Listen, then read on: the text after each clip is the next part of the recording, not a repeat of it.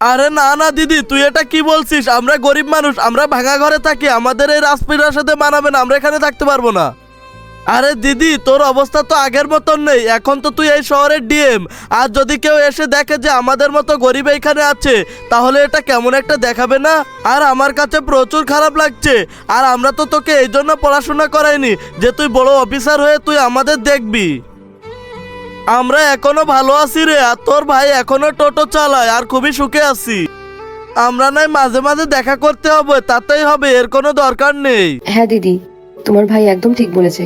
তুমি এত বড় একজন অফিসার হয়ে গেছো, তোমার সাথে চলতে আমাদের কেমন যেন লাগবে। আর আমরা গ্রামেই ঠিক আছি, তাই না বলো?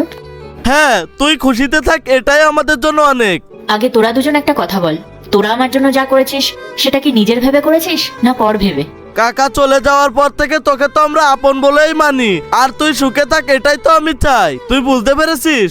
আমি সিদ্ধান্ত নিয়ে নিয়েছি, আমি জীবনে যা কিছু হতে পেরেছি তা তোদের জন্যই। তাই আগে আমরা যেভাবে একসাথে ফ্যামিলির মতো থাকতাম, সেইভাবে ফ্যামিলি হয়েই আবার থাকবো। আর তোকে কিন্তু আমার এই ছোট্ট আবদারটা রাখতেই হবে ভাই। দেখেছো মেঘা, দিদি এত বড় অফিসার হয়ে যাওয়ার পরেও আমাদেরকে ভুলেনি।